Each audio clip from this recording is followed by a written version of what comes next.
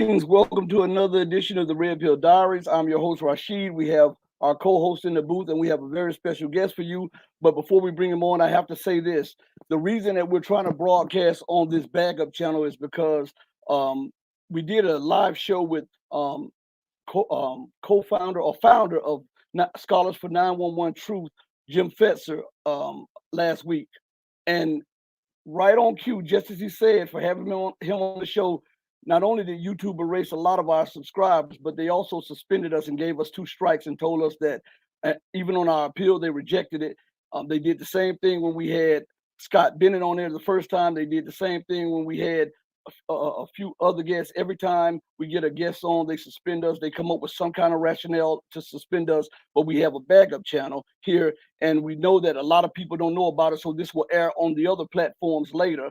And whoever catches it while it's airing now, we thank you for joining us. But now, without further ado, let me bring in our special guest. How's it going, Scott? Good thing. I'll be on my best behavior so that we don't get you kicked off of YouTube. How's it going with you? I'm doing well, thanks. And thanks again for your patience and understanding. I know I missed a movement last time. I had an appointment and I wasn't there. I apologize for that, but here I am. So. Yes. Before we go any further, could you tell the people about a little bit about yourself and your qualifications and what you've done that gives you the qualification to speak on global events, especially the Ukraine, U.S., Russia situation, the Iranian American situation, the Chinese Russian situation? Well, I mean, the real answer is nothing. I mean, I'm just like everybody else. I'm entitled to an opinion, and I have some very strong opinions. I have had I think I would say a blessed life. Lots of opportunities that I stumbled into. I'm not really an expert on much. I played football and drank beer in college, but I also studied Russian history and took the Russian language. And from there, I went in the Marine Corps, got my commission, became an intelligence officer, and I spent a couple of years in 29 Palms, California, practicing and perfecting maneuver warfare, the art of closing with and destroying the Soviet enemy through firepower and maneuver. And I was solely, singularly focused on learning how to kill Russians better than they learned how to kill us. And then in 1987, December, Ronald Reagan and Mikhail Gorbachev signed the Intermediate Nuclear Forces Treaty. And just to give everybody background on this, in the 1970s, the Soviets deployed a new missile called the SS-20. It had 3 nuclear warheads, and it was road mobile, very difficult to target. And overnight, they changed the balance of power in their favor. And it put NATO and Europe into an absolute panic. And in response to that, the United States deployed 2 systems of its own. One was called the Pershing II. The other one was called the Ground Launch Cruise Missile. And between these 3 systems, there were others involved, but mainly these 3 systems, Europe and indeed the world lived on the edge of a nuclear apocalypse. One mistake, 5 minutes later, the world ends. Very dangerous situation. And I actually grew up in Germany at the time. My dad was Air Force. And so when I can tell you that, you went to bed at night not knowing if you're going to wake up in the morning, yeah, it's true. It was absolutely true. When your dad disappeared into the nuclear bunker for days at a time without anybody knowing what's going on, when you live next door to a NATO nuclear weapons storage facility that would be hit first, you literally sometimes you read the headlines and went, wow, I may not be here in the morning. And so it was with mixed emotions when I was assigned in early 1988 to join this new organization called the On-Site Inspection Agency. It was created by the Department of Defense to implement the Intermediate Nuclear Forces Treaty, which Ronald Reagan and Mikhail Gorbachev signed in December of 1987 to get rid of these missiles I was telling you about. Here I was, I wanted to kill these guys, but now I had to go over and work with them to get rid of these nuclear weapons. Turned out to be one of the best jobs I ever had. I spent 2.5 years with that organization, and for 2 years, from June 1988 until July 1990, I spent much of my time in outside of a Soviet missile factory, about 700 miles east of Moscow in the Ural Mountains, monitoring missile production to make sure the Soviets weren't producing anything they weren't allowed to produce. But I was also living in the heart of the Soviet Union, amongst the Russian people. And it was just an eye-opening experience to people that you were singularly focused on killing, and understand that there's human beings just like you are. They have the same hopes, aspirations, dreams, desires. They laugh, they cry, they do everything. They're just like us. They just speak different language. So I came away from that experience. I guess I could say confused, because having spent your whole adult life learning to kill somebody, finding out you actually like them, and then have the Cold War end. I mean, my dream job was to get appointed to what's called the military liaison mission. It was in Potsdam, Germany, East Germany, and it was a spying mission. You basically spied on the Soviet group of forces in East Germany. You ran around in hyped up off-road vehicles. You had cameras, and you ran around and took photos of things you weren't allowed to take photos of, and then you ran away before they could get you. That's what I wanted to do, but that job went away with the wall going down, etc. But I went back to the Marine Corps, and I did get a chance to put my skills to test. Iraq invaded Kuwait in August of 1990, and I ended up getting involved in the conflict first on a staff of a sort of a secret cell created by the Commandant of the Marine Corps to plan Marine amphibious options against Iraq. Then I was assigned to General Schwarzkopf's staff during the war, and because of my experience as a missile inspector in the Soviet Union, they thought that I was a missile expert. I wasn't, and I was given the job of hunting down Iraqi Scud missiles. So I worked very closely with U.S. Air Force, British Special Operations, American Special Operations to try and interdict Scud missiles before they could be launched. The war ended, and I had what they call a good war, which means I didn't get killed. It's always a plus, and I performed well. So I got really glowing fitness report. I got the awards and all that garbage. But when I went back to the Marine Corps, again, I was just like, why am I in the Marine Corps? Now, I served my country in war. No one could ever take that away from me. I did it, but I don't know if I want to do it again. I mean, I joined not to go kill Iraqis. I joined to kill Russians, and we're not in the Russian killing business anymore. So I thought maybe I should get out and get into the how do we cooperate with Russia business. So I got out of the Marine Corps, but before I could get in the how do we cooperate with Russia business, that old the Godfather line, Al Pacino. Every time I try to get out, they just reach out and grab me back in. And that's what happened here. I tried to get out, but I got a phone call from a colonel that I worked for in Russia, an American colonel. And he asked if I would come to the United Nations because they had a problem. Iraq was supposed to disarm of its weapons of mass destruction. The Security Council of the United Nations passed a resolution in April of 91. By the summer of 91, it was apparent that the Iraqis were lying, cheating, not cooperating. And they needed to create an intelligence unit to help track down this missing material. And I had a good reputation as an intelligence officer, and I knew a lot about arms control. I actually helped write the book on on-site inspections, and I had my experience in the war. So they thought that would be useful for me to come in and help set up this United Nations intelligence unit to track down Iraqi weapons of mass destruction. One of the most interesting jobs I ever had, when I started that job, I just turned 30 years old. I don't know what people think of when they're 30. Most people think that they're gods and they walk on water. But now that I'm 61, looking back on it, I realized how young I was, and how inexperienced I was. And I was put in this position where I suddenly had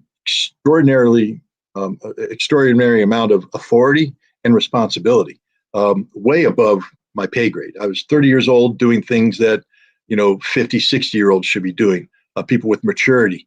I'm not saying that I was unqualified, but when you're doing this kind of stuff, you really do need some maturity to slow down. And when you're a 30-year-old Marine, there ain't no slow. And I charged into this thing. And one of the best jobs, like I said, my job was to gather intelligence. And I did this both on the ground in Iraq through a variety of means. But I also was the liaison with intelligence services around the world. And so I'd go off and meet with the heads of intelligence of the British intelligence, German intelligence, French intelligence, Israeli intelligence, Jordanian intelligence, and on and on and on, and gather this intelligence. And then because I was a Marine and I had done inspections, I wouldn't hand this off to anybody. I'd create the inspection based upon the intelligence, and then I'd lead the inspection, go in and do it, gather more information, come back, and then the circle was complete. And I did this for 7 years. Like I said, best job I ever had. The job was 100% compliance on the part of Iraq.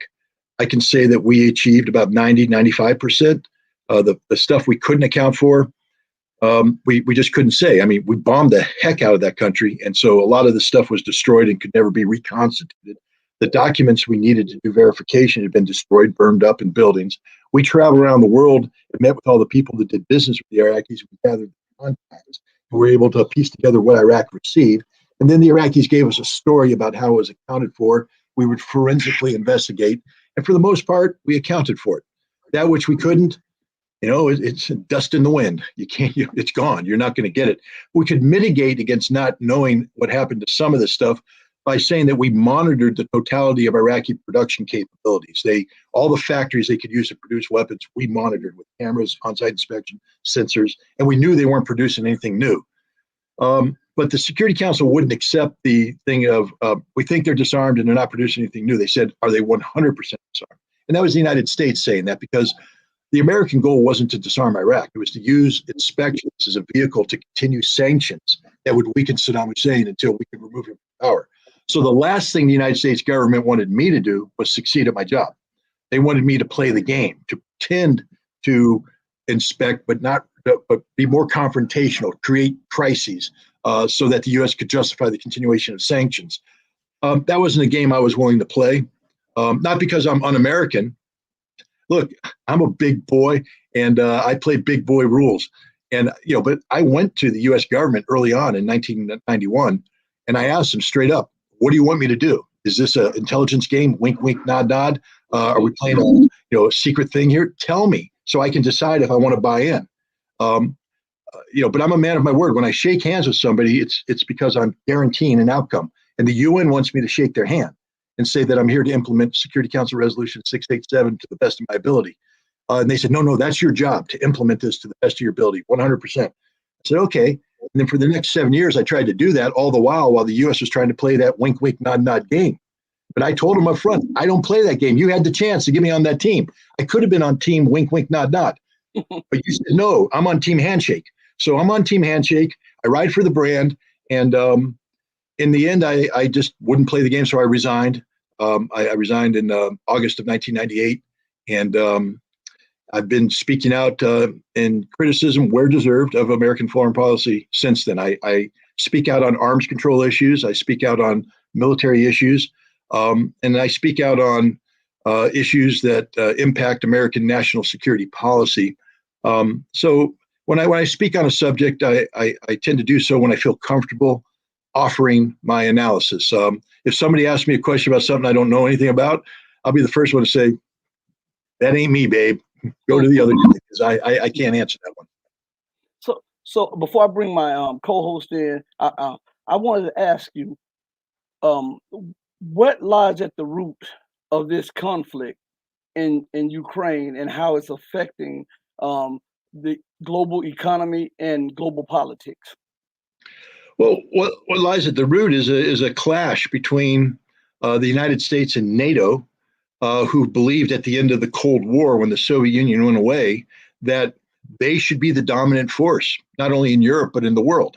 And that Russia should never be allowed to stand back up in a manner that gave it the same kind of authority that the Soviet Union had. We know when Germany was going to reunite after the fall of the Berlin Wall in 1989, 1990, the Russians had 400,000 troops in Germany, East Germany. And the Russians said, we don't have a peace treaty since World War II. We don't have a peace treaty with the Germans. And the Russians always reminded people, they used to be called Nazis. Remember that? Back when they were Nazis, and we fought them to the death, and then we beat them and we occupied them because they were a defeated enemy. We don't have a peace treaty ending that status. And now you want to put them back together again. And we don't know what you're going to do with them. Are you going to make them part of NATO? Are they going to remilitarize? We lost 27 million people in a war against Nazi Germany, and we're a little uncomfortable about this. We need some assurances. And the United States and other nations talked with Gorbachev and the Soviets, and they said, we won't expand NATO one inch eastward. We promise.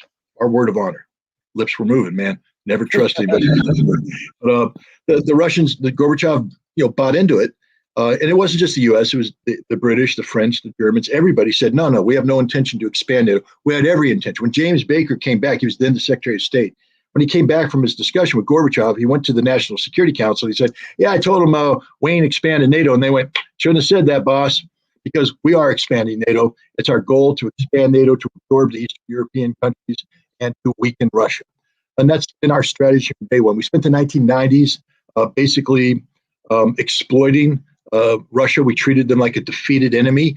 We stole them blind, robbed them blind. We created this class called oligarchs who basically took all of Russia's mineral wealth and transferred it to the United States, enriching themselves in the process, but making Russia an impoverished nation.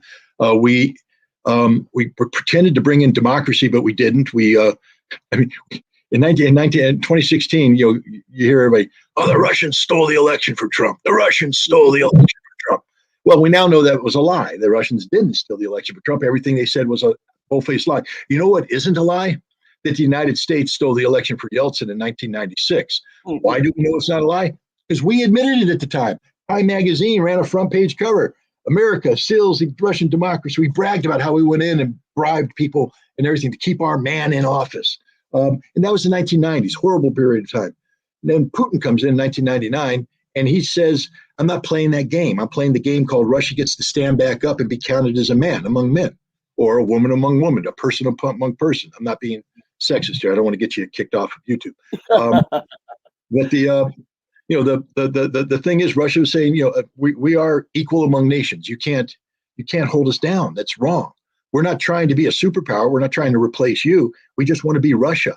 And for the next, from say 2000 till 2022, what we had is a continual clash between the United States and NATO and Russia about Russia's future, where the United States and NATO wanted to keep Russia weak.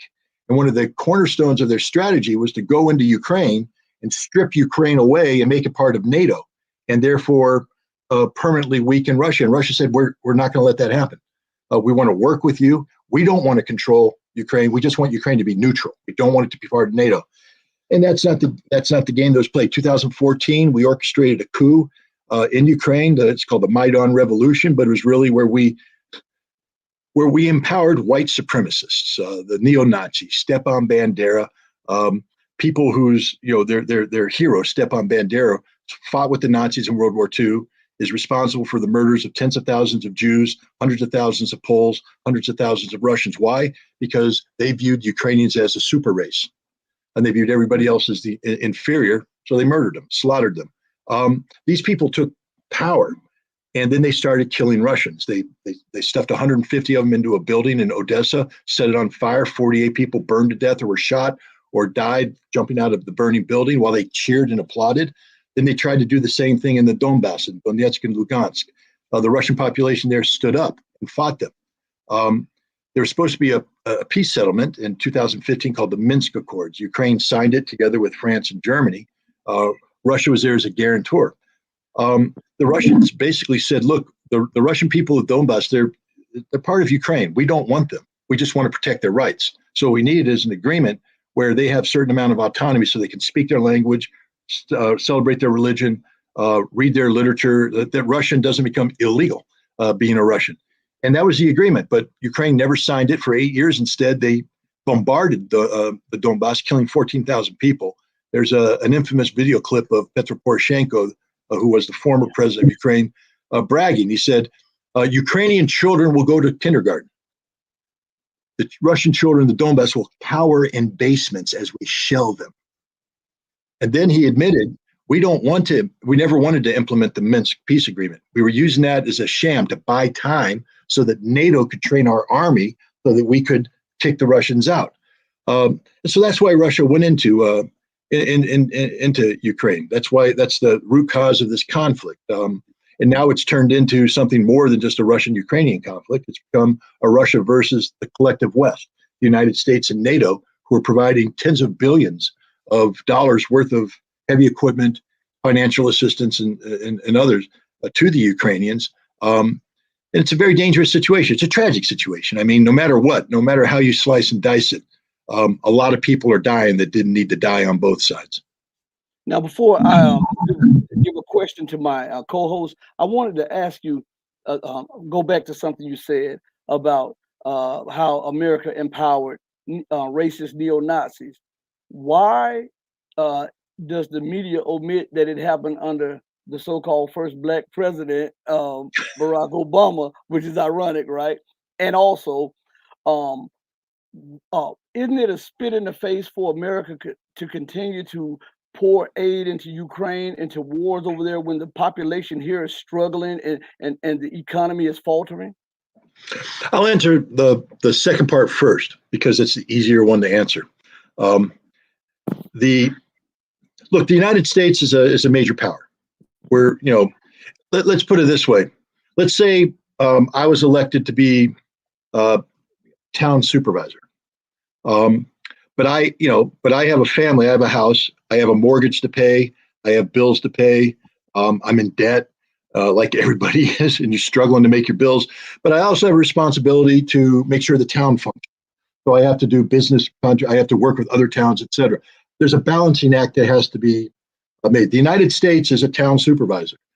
We have people who are struggling, family, and and resources have to be put in the family. But there's also a responsibility to work with the rest of the community, the other communities, to make everything work together in harmony. Um, so it's not that I'm against foreign aid, America investing in other places.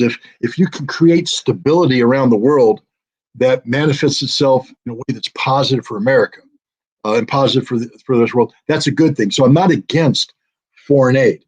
What I'm against is giving money away to stupid causes when the people need help at home. That's the equivalent of me telling my family, I'm sorry, we're gonna have to cut back on Christmas because I have to pay Chuck over here 20 grand to go to Vegas on a gambling spree. They're like, well, does Chuck really need to go to Vegas on a gambling spree? Nope. But I'm going to give him all my money so he can do it. And you guys have to tighten your belts. That's the equivalent of what we're doing to Ukraine, putting all that money into Ukraine in a really in a cause that should never be supported. Because I'm going to get to part one in a second. We should never be underwriting Nazis ever. I have relatives who fought and died in World War II fighting Nazis. It was a serious thing. There's a reason why we went to war against Nazi Germany. And it's because it's an odious ideology, And white supremacy, any supremacy, any concept of racial superiority, where one human is better than another human because of the color of their skin or some other thing, should never be supported by the United States whatsoever. And yet, that's what we're doing in Ukraine. We're supporting the same ideology that Adolf Hitler supported. Same concept of racial supremacy, racial superiority. I can get away with it because if I go to Ukraine, I'm sort of the same skin color. And if I pretend to speak their language, I might be able to blend in. You won't. If you went to Ukraine right now, you'd automatically, the moment you stepped off the airplane, you'd be a subhuman. They would treat you like garbage. They would treat you less than garbage. They give garbage more respect than they give black people. And yet we're giving money to them. It's wrong. The Obama administration is to blame. Let's just be straight up honest about this. The Obama administration was behind the coup d'etat in February of 2014 that brought the Banderists into. When I say Banderists, I mean the Western Ukrainians, Ukrainian nationalists who support the ideology of Stepan Bandera, who fought on the side of Adolf Hitler in World War II. They brought them into power. They empowered them for the purpose of getting rid of Viktor Yanukovych. It's not unique to Ukraine. I'll give you an example. And again, I don't want to. The popular narrative is that on 9/11, 19 men affiliated with Al Qaeda hijacked 4 airplanes, flew them into buildings. We can. I want to put that aside because I don't want to talk. I just want to talk about Al Qaeda, an organization that I don't want to get you kicked off of YouTube. Al Qaeda is an organization that has sworn to hate America. They're out there fighting to hate America. Okay, let's say we believe that. And we went to war about it. The global war on terror is all about fighting Al Qaeda. But in Syria, we were able to give Al Qaeda $12 billion worth of weaponry because we hated them less than we hated Assad, who never attacked us. So we're given, and the point I'm trying to make is we claim something's evil. We say it's the most evil thing in the world, but then we give them money to get rid of what we claim is a bigger evil. So I don't think anybody was saying that Stepan Bandera is a good guy, but we empowered his believers, his supporters, to get rid of Viktor Yanukovych, who was the democratically elected president of Ukraine, because Yanukovych was leaning towards Russia. We didn't want that. So we had to get rid of him because apparently it's our business about how other countries govern themselves. So we brought these people in power, and then we did nothing while they started to carry out their hate against people they viewed as subhumans. This was done under Obama. Now, it was so egregious. In 2015, we began training the Ukrainian military. But the trainers that were going there were proud. They're saying, hey, we're training this guy how to shoot this missile. We're shooting this. And journalists came and took pictures. And then they looked at the photographs and they said, why is that Ukrainian got a swastika on his helmet? Why is that Ukrainian on his arm here got a big old Adolf Hitler portrait? What's going on here? And then people did research and they said, oh, they're from the Azov battalion. It's not really a battalion. They use the name, but it's about 30,000 of them altogether. And we're training them because they're considered the elite forces of Ukraine. So they get the training first. So we're over there training Nazis, literal Nazis, guys with swastikas, guys who pose with the Nazi flag, guys who hold torchlight ceremonies and go Sig Heil, Sig Heil, those kind of Nazis. We're training them. And some congressmen said, whoa, that's not good. So they tried to put language in the defense appropriations bill that said no money can be used to train the Azov battalion because they're Nazis. The reason why I bring this up is it's not like we didn't know what they were. Congress knew exactly what they were. They were giving them money, but they said no money for the Nazis. And we did that for a number of years until Russia invaded Ukraine. Suddenly, we forgot there were Nazis in Ukraine. It was like, what? No, Azov. No, you know what just happened in September? Congress invited 4 Azov Nazis to visit them in Congress and embrace them. They auctioned off patches with Nazi symbology and called it that the money's being raised for freedom. It's not being raised for freedom. It's being raised for white supremacy. Congress empowered Ukrainian white supremacists in the people's house. That's how insane this is. And, Obama was the first, black president.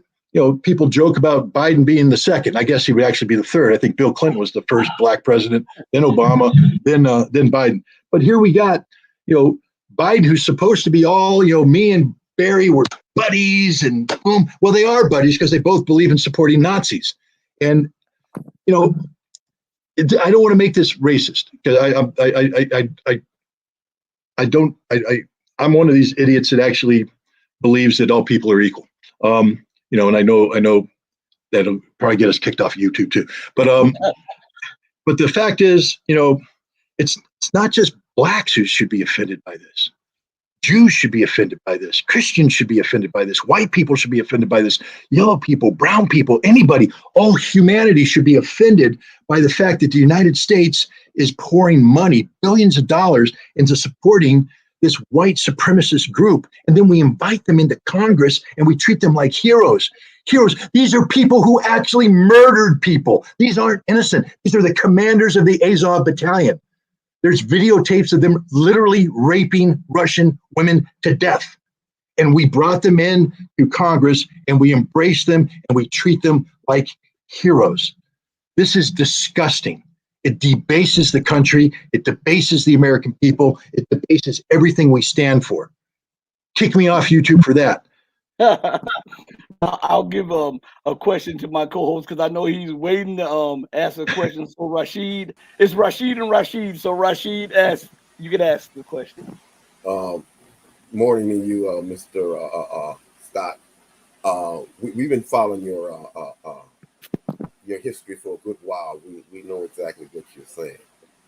Also, what the leadership of America, as what you were just saying, what is do they actually think that they're going to defeat Russia and run Putin out? Or is this some other kind of a ploy to do something else? Because Russia is a tough nut. Russia is not Iraq. No. You ain't gonna roll in and bomb up Russia and they sit back and just say, oh, wow, the bombs are flying. Russia We quit. is gonna fight back. Yeah.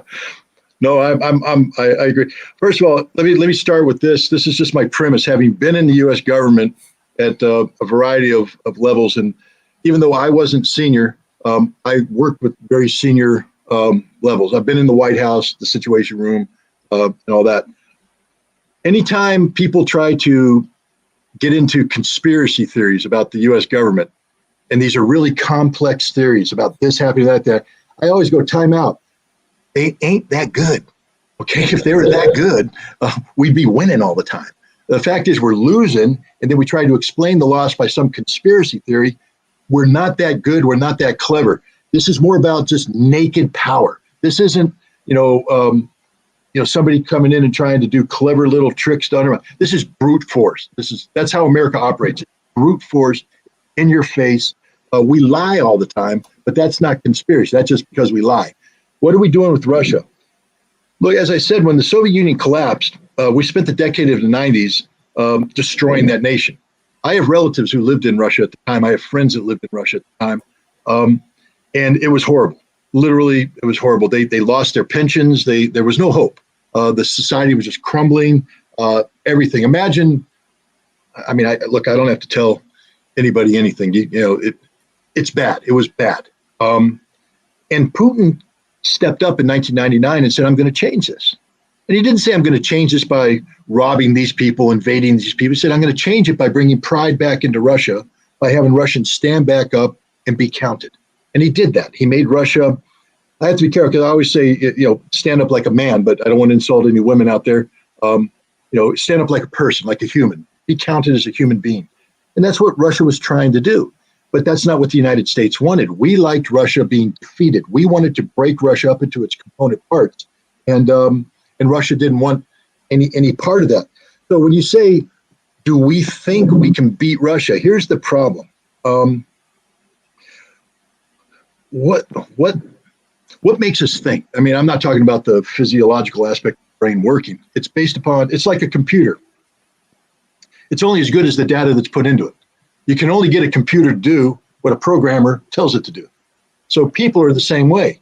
If you tell people certain things and they're programmed to believe certain things, then and those certain things they're programmed to believe aren't the truth. They're going to believe the lie.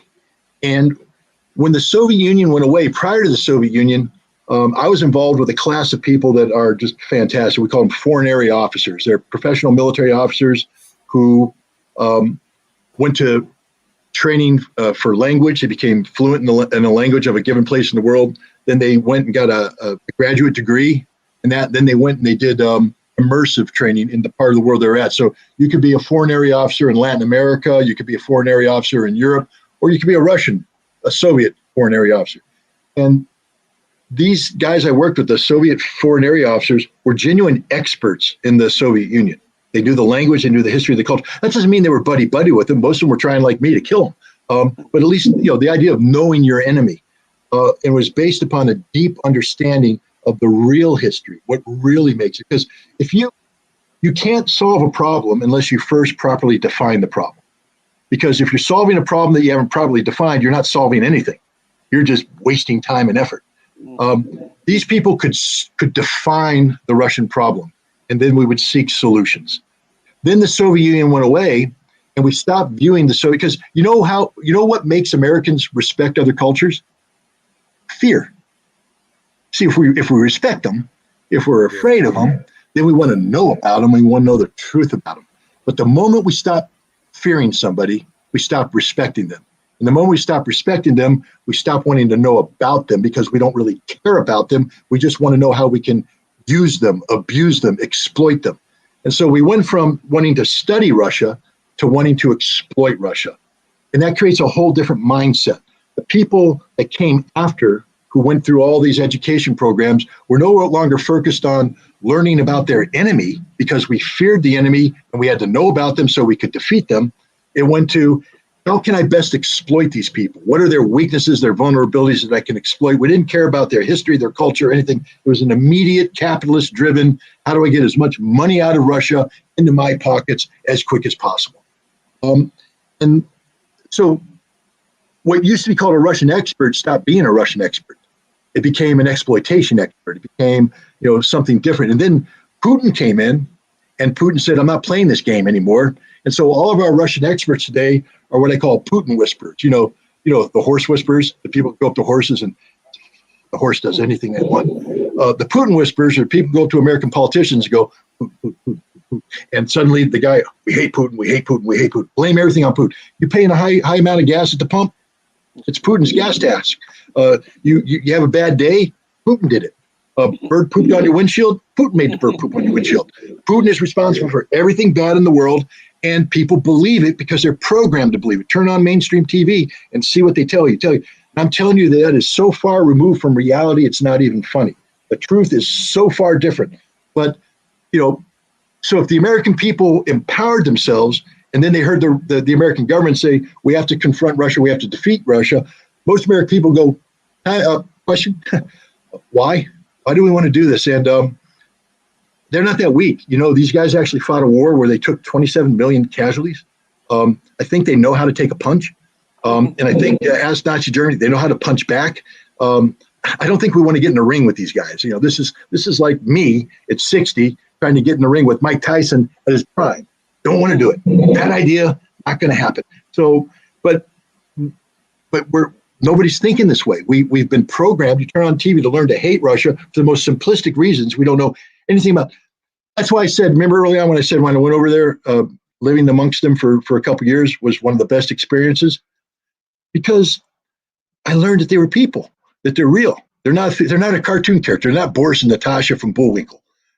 These are real people. These are humans. They invited me in their home for New Year's. And when the guy opened it up, houses are intimate things, because, if you walk around my house right now, you're going to see a pigsty, but it's going to be the reality of my home. I have 3 dogs. I have 3 cats. I have 2 daughters.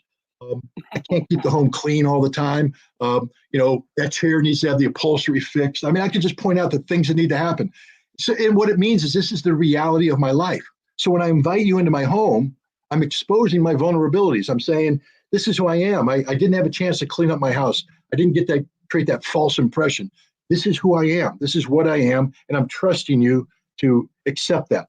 These people let me into their homes.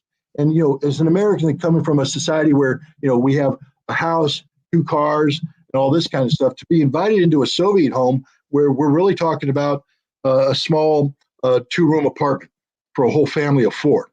All their vulnerabilities are laid out there, and they invited me in. They weren't shy about it. They said, this is who we are.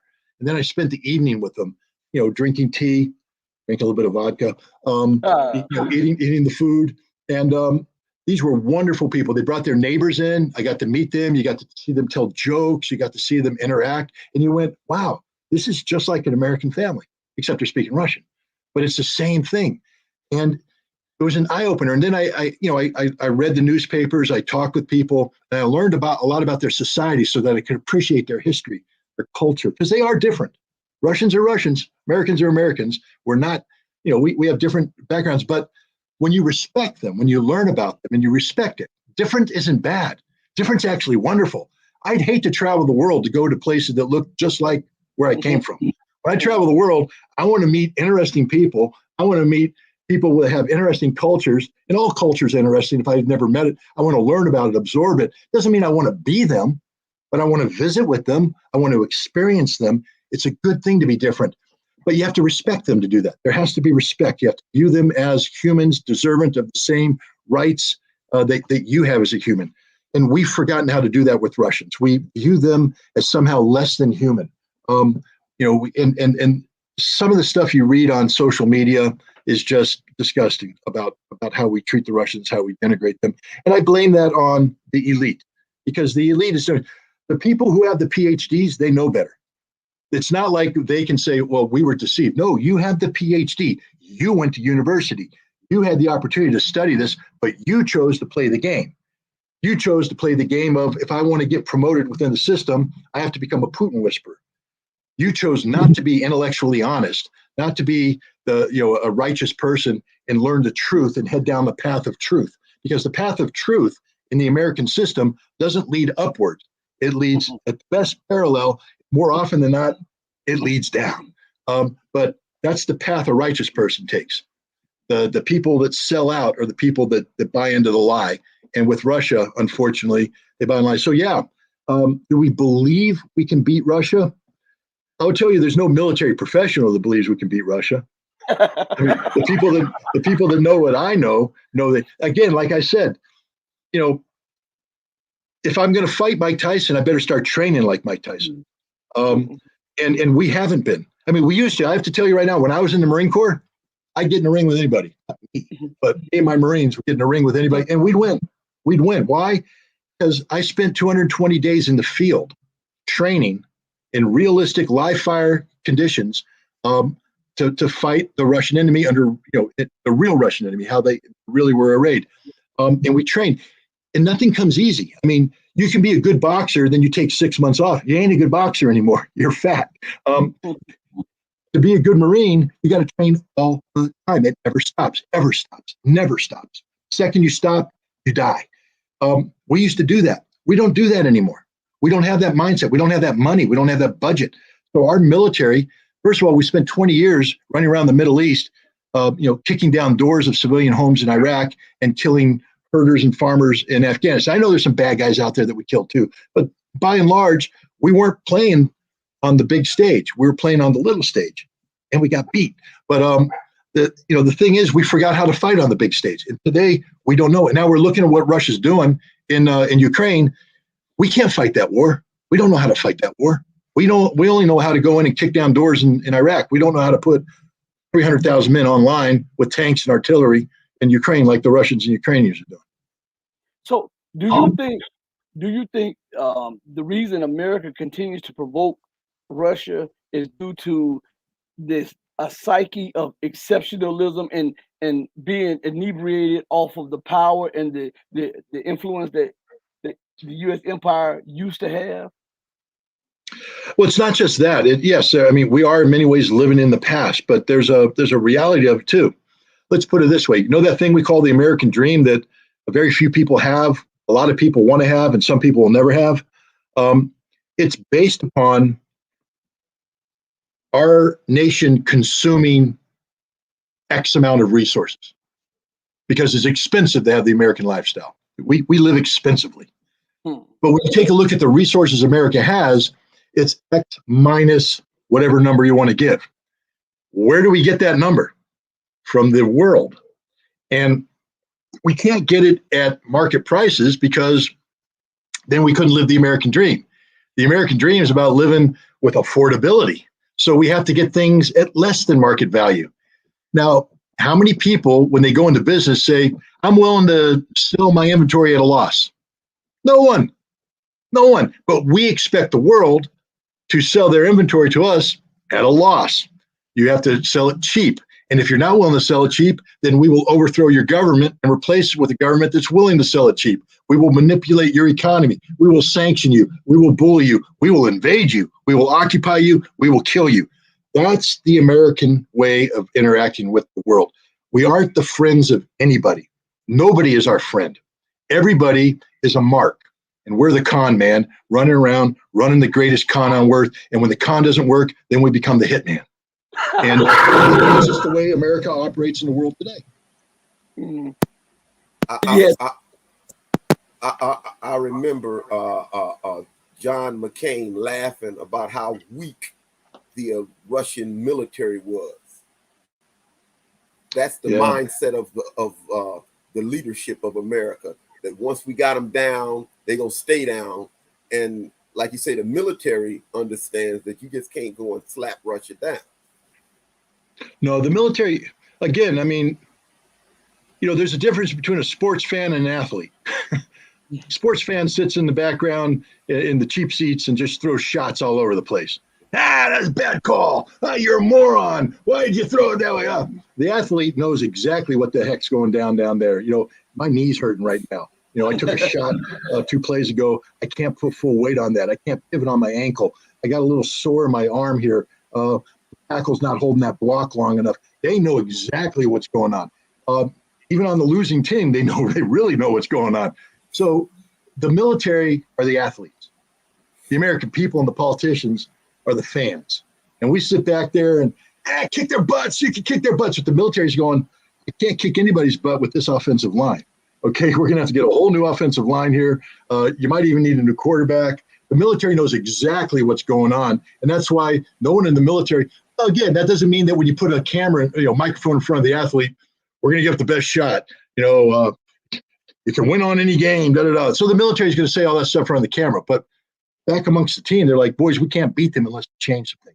We got to change something. So the military is looking at Russia right now going, as you said, that's a tough nut. We ain't cracking that nut with the nutcracker we got. We got to come up with a new nutcracker before. And they're trying to tell the politicians, don't get ahead of your skis here. Don't get too far ahead because you're writing checks that our body can't cash right now. What we need you to do is tone it down a little bit. And that's why you see both the politicians and the military always say, we are not going to put boots on the ground in Ukraine. That the last thing we want is a direct confrontation with the Russians. But we have this belief that everything American is great and everything Russian is bad. I mean, I read something in the New York Times, an article about how Ukraine is winning artillery supremacy over the Russians. I went, really? Given the fact that the Russians pretty much invented modern artillery-based warfare, how did this happen?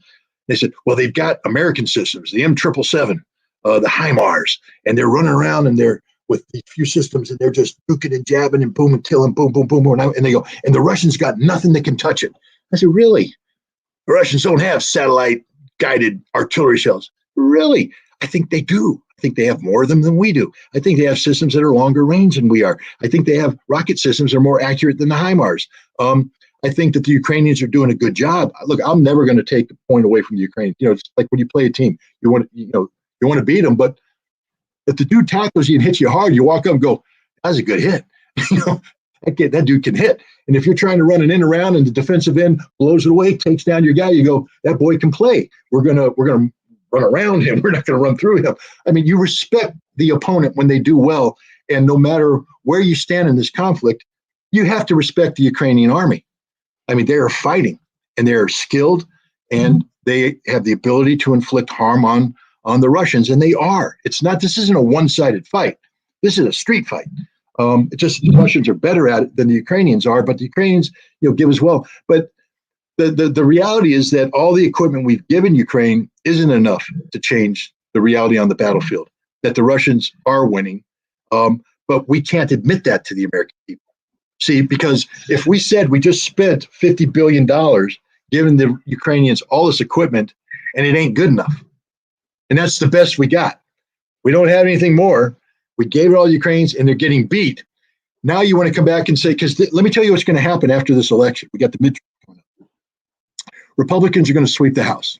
I don't know if they're going to take the Senate or not. That's a coin toss. But they're going to take the House. And in the way the American system of government works, the House controls the purse. They got the money. And so Republicans are going to sweep it. And now Biden, knowing that come January, the Republican Congress is going to go thumbs down on big Ukrainian expenditures. He's going to try and jam a $40 to $60 billion aid package through Congress between November and January. There's going to be a whole bunch of discussion. So the media, because the media is not independent journalism, the media is the mouthpiece of the government. So the New York Times is running stories now about how great this assistance is. Hey, look, all those artillery pieces they gave, supremacy on the battlefield. I don't think so. But you don't want to tell the American people the truth because, God forbid, the American people actually empower themselves with knowledge and information and vote accordingly. You have to lie to the American people and pretend that they're dumb enough to believe the lie. And so you tell them all this equipment we're giving is having a meaningful impact on the battlefield so that when we ask for more, you'll support it. But the truth is, the equipment that we're giving the Ukrainians isn't having a meaningful impact on the battlefield. It's only resulting in deaths of tens of thousands of more Ukrainians, thousands of more Russians. It's a wasted money. It's wasted life. It's a tragedy for all people involved. And it's high time the American people wake up and understand that our money is blood money. That every time we approve a package like this, we're killing husbands, fathers, brothers, sisters, mothers. It should bring tears to American people's eyes. We froze.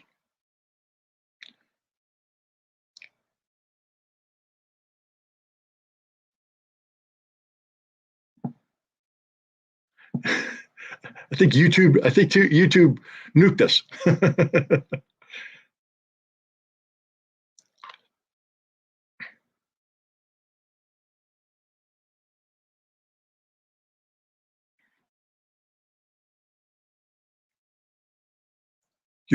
You're muted.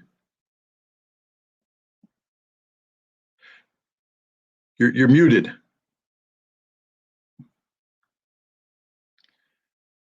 You're muted. Click the button there.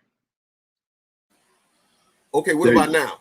Okay. Now you got it. Yeah, there we go. Okay, let's get into the I had to mute him for a second. I have to say YouTube is messing with, again, I told you once we do the show, it always happens. I was a bad boy. I said some things I shouldn't have said, so I apologize. And at the same time, we have the internet router, and then we have a backup internet router, and all of them showing strong signals. So we know it's not the internet problem. So we know it has to be on the server side, which is YouTube or StreamYard. But Rashid, before you say something, it was a question I wanted to ask him before I was knocked off the air, before they froze the whole thing, and then I'll let you continue along your line of thing. We were talking about, you mentioned that the United States at this point can't beat Russia on the battlefield. What was General Petraeus saying that they would annihilate the Russian forces, and why is the United States now mentioning that there are troops on the ground in Ukraine, quote unquote, servicing equipment, and why is the United States sending the 101st Airborne to Ukraine's border? Let's start with Petraeus, but when we talk about Petraeus, why don't we just talk about all of the former generals who now work for CNN, MSNBC, Fox, etc. First of all, let's start with they're no longer in the military. So when they speak, they aren't speaking for the military. Two, let's understand this. Having done this before, I used to be one of these talking heads on TV. And I have to tell you, it's easy money. It's really easy money. All you have to do is talk. Now the question is, what do you choose to talk about? I ended up getting fired each time because I didn't play the game. I talked about what I thought was true, and that didn't match their message. But if it's easy money, then you play the game. These guys aren't brought on. They've changed the contract. They used to write you a check every month. So basically, they paid you no matter how much they used you. And what they found is people like me would say things they didn't want. They wouldn't put me on the air, but they had to pay me anyways. They said that's a bad business model. So the new business model is you get paid by appearance. And you only appear after you go through the pre-interview screening process with the producer. And the producer will call you up and say, this is a story, this is what we're saying, I need to hear your talking points on this. And then if you sell them good enough talking points, you get your good little boy and you get to go on air. And then you have to say your little talking points because you're a good little boy and you want your little paycheck. But if you give the bad answers, then the producer says, oh, I'm sorry, we're not doing that segment anymore. Boom. And if you give bad answers enough, they just stop calling you. And then you have to figure out what you have to say. So none of these guys are talking to, I know these guys are smarter than what they appear to be on TV. On TV, they're literally the dumbest people on the face of the earth. And I mean that. Petraeus, Mark Hertling, Spider Marks, all these generals, Ben Hodges. I'll debate you anytime, any place, in any public forum, and I'll take you apart. Because the stuff you're saying on TV is so far removed from reality, and you can't sustain it. But the thing is, you can't sustain it, but you're a prisoner to the money. You're a prisoner to, because it's not just the money for TV. These guys make a living speaking. They go out and they get paid a month's salary for 1 hour speech. And the way you attract business is to spew this nonsense, because the points that the producers are writing are points written by special interest groups who fund CNN and others. And these special interest groups then have different communities around the country that will pay people $30,000 to appear to speak for 1 hour. And I said a month's salary. That ain't my month's salary, but it's for the well-to-do people maybe. But that's how they earn a living. So it's not just saying stuff you get on air. getting on air gets you the exposure necessary to sustain the brand that you make running around giving speeches where you say the same garbage. You don't tell the truth. So this is a system of lies, how to tell lies. So that's that. But they're just wrong. All the generals are just dead wrong on what they're saying. And I went off on that so much. Tell me the rest of the question, because I'm old and I'm senile and sometimes my memory slips. Also, why now did the United States, quote unquote, name drop the troops being in Ukraine servicing weapons? I got it. Okay. I got it. Look, when I was in the Marine Corps, and when my dad was stationed in Germany, we had 300,000 Americans stationed there. 300,000. That's troops. The community I lived in, we had 75,000 American civilians living there. It was an American city. That's the presence that we had in Europe at the time. Since that time, we've dropped it, and we were down to under 60,000 troops just a couple years ago. No heavy armored vehicles, nothing. It was a light armored brigade. We got rid of all our tanks, nothing. And then the Russia thing came up, and we realized that we didn't have enough force in Europe. And it's very expensive. We can't put 300,000 troops there. So what we did is a presence force. We started rotating in a heavy armored brigade, about 5,000 guys, a couple hundred tanks, and we'd rotate them in. They go around Europe and make a presence. Hi, we're Americans. We got American tanks. Don't you feel really good? We're going to train with you a little bit. It's like a pro boxer coming in and sparring at different gyms. Hey, I'm going to go to Mike's gym. Spar. Go to the gym. Hey, how you doing? We're all sparring. We're all fighters, right? You ain't fighters. You got a heavyweight coming in and shadow boxing you with you for a few minutes and then leaves. You ain't a prize fighter, okay? You think you are because you were shadow boxing with a heavyweight guy. And that's what the Americans are doing, going in there and making Europe feel good. But then the reality is that while we can bring in 5,000 guys and say 300 tanks and 18 artillery pieces, the Russians, have 1 million guys and 10,000 tanks and a whole bunch of artillery pieces. So no matter what we do, always at the end, I keep bringing up Mike Tyson only because he's powerful. I should probably say Ali. I should probably say somebody better. But the reality is we're sitting there doing this, and we look over in the opponent's gym, and that monster's in there bench pressing 700 pounds, doing 5 million sit-ups. He's hitting slabs of raw meat. He's doing the Rocky thing, and you're just like, holy cow. Okay, hey, that's what we're doing. The 101st Airborne is there right now is a feel-good moment. No disrespect to the men and women of the 101st Airborne. I'm sure they think they're really, really good. I never thought they were really, really good because, first of all, they were Army. And I don't have that high regard for the Army. That's just because I'm a Marine. That's my own prejudice. I admit it. The Army's actually pretty good, and they have some professional people. But it's a light infantry unit. Their specialty is air mobility. You get into a helicopter, and the helicopter can move you as a unit. Because the problem with paratroopers is you got to jump out of perfectly good airplanes. Right off the bat, that's a problem. And then so you got to find people dumb enough to do that. And then they come down, they get scattered out on the ground, and then they have to organize themselves, and they can only fight with that which they bring with them. And this is good if you're fighting, I don't know what, taking an airfield for a little while or holding a little piece of terrain. But as we learned in World War II in the Battle of Arnhem, when the British jumped in, that bridge too far moment, and then the Nazis came up with the tanks, light infantry versus tanks is not the kind of fight you want to be in. And here's the other thing. Helicopters, they fly. I'm smart enough to know that. And but the Russians have this thing called air defense systems. They're actually called integrated air defense systems, and they're the most modern and capable in the world. And they shoot down helicopters for a living, and they shoot down airplanes for a living. So now you have an air mobility unit that's going to take on the Russians, fly into an area controlled by the Russians. None of those helicopters will get in alive. None of them will get out, and all the infantry on board will die. And we know this. Again, we go back to what I tell you. The military guys are looking at it going, yeah, they ain't fighting the Russians with that. But we don't have to tell the Europeans that. We say, this is 101st Airborne Division, second Brigade, M60 helicopters, air mobility, hurrah, hurrah. And we show them we were soldiers once and young, Mel Gibson movie. We show that. See this is what air mobile does. And if I were the Romanians, I go, yeah, but see the North Vietnamese, they're charging and killing you guys. I mean, and the Russians have tanks, and they didn't have tanks. I don't know. But no, that's what we're doing. We're trying to make people feel good. That's all it is. There's no real military capability there. and there can't be because it's too expensive. We don't have the ability. It takes 6 months for us to get a heavy armored brigade ready to go to Europe for a 6 month to a year long rotation. 6 months. That's not rapid mobility. Now, to fight the Russians, we would need to have around 10 heavy brigades, minimum. We can't do it.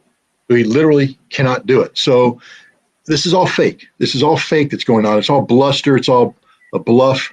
But we're not. Now you said, well, okay, if it's fake, why are we putting troops on the ground in Ukraine? Those boots you talked about. Those aren't combat troops. Listen to what they said about them. They're on-site inspectors. I used to be an on-site inspector. They're not auditors. They're not inspector general people. They're on-site inspectors, which means there's a forensic aspect to the work they're doing. Their job is to track the weapons that we have given to the Ukrainians, because a lot of these weapons are appearing on the black market in Europe so that terrorists and criminals can buy them. Weapons like the Javelin anti-tank weapon, man-portable, easily put in the back of a car. Weapons like the Stinger anti-air missile, man-portable, easily put in the back of a car. Grenades, mines, other high explosives, automatic weapons, ammunition, all put in the back of a car, smuggled back into Europe, sold on the black market. A lot of this is appearing on what they call the dark web, sold on the internet. And do you remember we talked earlier about what's going to happen after this election, where Biden's going to try to jam $40 to $60 billion worth of goods in there? Well, here's what's going to happen. Somebody's going to ask a question. Hey, before we give them $60 billion of new stuff, can you tell me what happened to all that old stuff? Because we've heard that some of it's appeared in the black market. And if the answer is we don't have any idea, nobody's going to vote for that new stuff. So why these guys are on the ground now is the Pentagon's trying to get ahead of the game. They're putting these on-site inspectors on the ground to try and have the answer to the question that's asked. Now, the answer will be a lie because the Pentagon can't tell the truth. That a lot of this stuff is in the hands of Al-Qaeda, ISIS, and the Cosa Nostra in Europe. And some of it eventually will be used to kill American diplomats or shoot down American civilian aircraft. That's the truth. But we can't tell the truth. What we're going to say is we've done an investigation and we are comfortable that Ukraine has mostly complied with its obligation to account for the material in question. And then the Congress will say, oh, okay, you answered my question and I'll approve the answer. But that's what these guys are doing. They're not combat troops. They're not there to even try and intimidate the Russians. They're there for political reasons, to get answers to questions that are going to be asked after the election when Biden tries to jam $60 billion down the American people's throat. Well, if Russia has escalation dominance in the European theater of war, why does NATO continue to provoke with covert operations against the pipelines, against the bridge, against just targeting Russians? Isn't that insane to do that? Yes. Yes. I mean, that's a short answer. I'll give you the more complicated answer. First of all, remember ignorance. You're trying to solve a problem that you haven't properly defined. Before we had the military problem, we thought we could win this whole conflict by economic sanctions. We thought we could cut off Russian energy and just starve the Russian people into submission. We honestly believed that. That's why we imposed all these sanctions up front. We thought that we were going to break the back of the Russian people, break the back of the Russian economy, and bring down Putin that way. Well, here's the problem. You know, we a lot of people mock John McCain, our favorite former senator, like to mock Russia as a nothing but a nation disguised, or a gas station disguised as a nation. That's all they are. It's a gas station disguised as a nation. Okay, John, I understand that, but when you're an automobile on a super highway and you need that gas and you're out of gas, maybe you understand that it's better to be a gas station disguised as a nation than an automobile disguised as a loser, because that's what you are, John. You're a loser. You think you know energy security better than Russia? You think you know how to do energy better than the gas station? They know how to do it better than you, and you came in and you tried to play a game on them, and they flipped the script, and now it's Europe that's absolutely in this. France. Every American would know this. They don't know that maybe it comes from France, but you've heard of Durex, the unbreakable glass. Everything's Durex. Durex this, Durex that, Durastix. Well, it's made in France in a big old glass factory. They had to shut down production for 5 months. They just did it today. They announced it. Why? Can't afford to stay in business because we cut them off from Russian gas. See, Russian gas cost them, I think they said it was their expense was 3 million euros a month for energy costs. But now they cut us Russian gas, the expense went to 15 million euros a month. They can't stay in business. So they have to shut down. And German steel mills and aluminum smelters are shutting down. All of Europe shutting down. Nobody can afford to stay in business. Why? Because the sanctions didn't work. The sanctions didn't work. But here's the thing. Imagine you're a desperate person.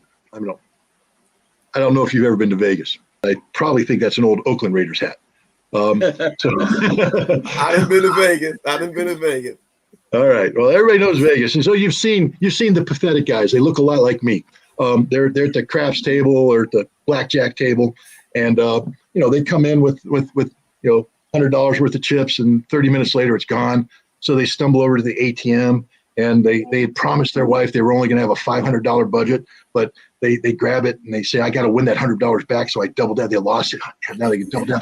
I lost it. Now they going, I'm gonna go ahead and take out of the savings but I want it back and put it back. She'll never know. And the point I'm getting at is you're doubling down on failure in a game you'll never win. And that's NATO and the United States on the sanction thing of Russian energy. We're doubling down on failure. We failed. Now the smart person says, I failed. Cut your losses. Cut your losses, learn your lesson, go do something else. But the desperate person doubles down and says, no, I'm going to put it all in. Next thing you know, you got the children's college fund, the mortgage, everything. The all house, there. Everything gone, and it's all gone, finished. And that's what they're doing. Think about it. Germany has been trying for years to get the Nord Stream 2 pipeline up and running. They had the Nord Stream 1 pipeline. And let me put it this way. Europe as a whole had a pretty nice gig going. It was a nice place to go to. They had high standard of living. They had free education. Because they paid taxes, but they had free education, free healthcare. Pretty cool place. Why? Where'd they get all that extra money? Because they're buying cheap Russian gas. Yeah. Matter of fact, isn't that what brought Europe to the standards of what it is? Cheap 100. Russian gas. Cheap Russian gas. And so America went in and said, oh, no. You can't have that cheap Russian gas. You got to buy the expensive American gas. So we need you to stop doing about it right now. Yeah. And the Germans went 7 times. Yeah. Yeah. Well, we screwed them. Let me tell you this about America. America will never be your friend. We're the friend of nobody. We only care about ourselves. We're the people who run around and shake hands and say we're your friends, but the friendship ends the moment we're not getting what we want from you. The moment you become inconvenient to us, you're not our friend anymore. Look at Germany. They're supposed to be our friend and our ally. But the Germans have told the United States for many years now that they need cheap Russian gas. That's what makes Germany the most, the strongest economy in Europe. The reason why they can pay people high salaries, have high standard of living, all this is cheap Russian gas. It used to also be nuclear energy, but now they say they want to go green. So they got rid of their nuclear plants. They got rid of their coal-fired plants. Cheap Russian gas. That's sort of what makes it happen. We cut it off. They bought into the sanctions. The German people started holding demonstrations in the streets, telling their government, hey, we're not happy with this. We want our jobs. We want that wonderful little German dream life we were living. We need you to turn the gas back on. We need Nord Stream 2 up and running. And the United States is watching this going, Germany, you don't want that Nord Stream 2 stuff. Thank you. And Germany's going, yeah, but our people are hurting. We might want to turn on Nord Stream 2. No, you don't want to do that. Yeah, we do. Blow it up. Boom. We blew it up. Took that off the table. Is that how you treat your friends? No. But when is Europe going to realize we're not the friend of anybody? But we lied about the economy. We got that part wrong. But Europe continues to double down on that. And now NATO, NATO is nothing more than a heroin addiction gone bad. It stands for nothing. It used to serve a purpose. NATO used to be the bulwark against Soviet expansion. But when the Soviet Union went away, what is NATO? NATO now became an excuse for America to dominate Europe. And we dominate Europe with the false premise of a Russian threat, the need to maintain a military alliance that nobody can afford. So nobody did. Europe allowed their militaries to drop to nothing. The Germans used to have, a number of armored divisions. Now they have like 2 or 3 armored brigades. But they even can't get these guys out of barracks because they just sit in the barracks. They don't train. They don't maintain their units. They don't do anything. They become this woke society that's incapable of fighting. These aren't the Germans that my granddaddy fought. These are different Germans. They don't know how to fight. And that's the same with all of Europe. But they're addicted to this premise of NATO being strong. So they fool themselves. That's like me. See, I wear these baggy clothes because in my youth, used to wear tight-fitting shirts, and I could look in the mirror and go, yeah, okay, you got it. But the older I get, the more pathetic that got. So I put on the bulky stuff. So now I can look in the mirror and say, underneath there's something, man, you're looking pretty good. That's NATO right now. They're all bulked up with clothes. But if you took off the shirt, it ain't going to be a cut body staring back at you. It's going to be a middle-aged, elderly, fat dude who hasn't been to the gym in God knows how long. That's the reality of NATO. And but they fooled themselves into believing that they're cut. They fooled themselves into believing that they can go there and put up 250. They can't even get 135 up right now. So it's NATO's pathetic, and the United States is to blame because we allowed it to exist. We could have done the honorable thing and said there's no reason for NATO to exist. We could have done the honorable thing and told Europe, hey, now that the Soviet threat's gone away, maybe it's time you learn to stand up on your own feet. Maybe it's time that you learn how to live without us. We'll still be your friends, although America's incapable of being friends of anybody. But see, if we were real friends, we'd say, because that's what a real friend does. A real friend helps their friends to their feet, helps them get established so they can live an independent life. We should have done that with Europe. And had we done that, Europe would be our real friends and they'd do business with us and everything would be prosperous. But instead, we kept Europe weak, dependent upon us. And now we're the ones who've provoked this fight with Russia and Europe's paying the price. I mean, life is not going to be good for the average European this winter. It's going to be very, very bad. As bad as it is for us, it's worse for them. Well, with the economic situation deteriorating in the Western world and America and NATO continue to provoke Russia on the Ukrainian battlefield, how does this look on the battlefield at this moment, and what do you see happening in the next few weeks to months? Well, I mean, let's be honest about this. The Russians bit off more than they could chew initially. As good as the Russians are, even Mike Tyson gets in a ring tying one hand behind his back and tying one foot up behind him, hopping around with one foot, swinging with his weak arm. He ain't going to win that fight against most real fighters. Russia went in soft, and there were a number of reasons why they did that, but they only allocated 200,000 men. And in the end, by the end of the summer, they were on a 1,200 kilometer front. You say, well, 200, it's about 180 guys per kilometer. That's doable, right? But it's not, because you have to protect the whole rear area as well. You have to, and most of those guys, 200,000 isn't 200,000 combat troops. That includes your communicators, the truck drivers, cooks, your bakers, the candlestick makers. They're all back there in the rear. That only leaves you about 60,000 guys on the front line. And now 60,000 over a 1,200 kilometer front means you got between 30 and 40 guys per kilometer. Now go walk a kilometer and tell me you can hold that line with 30 to 40 guys. You might say, well, I can if I spread them out. Okay, now tell me you're going to hold that line when I put 5,000 tanks up against you. Nope, can't hold that. That's what happened. So Russia had to go into what they call a partial mobilization. They mobilized 300,000 guys. It's actually more than that because they brought in several 100,000 volunteers at the same time, because those Russians are pretty patriotic people. And when the Russian president said, hey, we got to do this, yeah, they mobilized the reservists, but there was a bunch of other people come saying, hey, we want to fight too. We want to fight too. So they're bringing a lot of guys to bring. And the Russians, it's not like they just have these people. The Russians have all these stockpiles of equipment. So the guys that are coming in are going to get all modern tanks, all modern equipment. I mean, this ain't, me showing up at the Indy 500 in my 1969 Malibu. This is them coming in with the Formula One cars ready to race. And the Ukrainians, on the other hand, they built up a fairly decent military over the summer with $53 billion. If you can't build a good-looking race car with $53 billion, don't race cars. Yeah, they built a nice-looking military, modern equipment, well-trained troops, but then they burned it out. All those victories they had came at a very heavy cost. And we don't know the final figures yet, but we're talking of say, 60,000 men engaged 20 to 40,000 are dead or wounded. And the equipment's been blown up. War is hell, man. This ain't Iraq and Afghanistan where we lose 2-3 guys a week. When people die in this war, they die hundreds at a time, thousands at a time. This is real war. This is the kind of stuff we used to fight in World War II. But they burned through their reserves. Whatever they received since then, put to the front lines and burned through now. And now Ukraine's desperately looking to the West saying, we need more, we need more. And the West is saying, we ain't got it. Let me give you an example.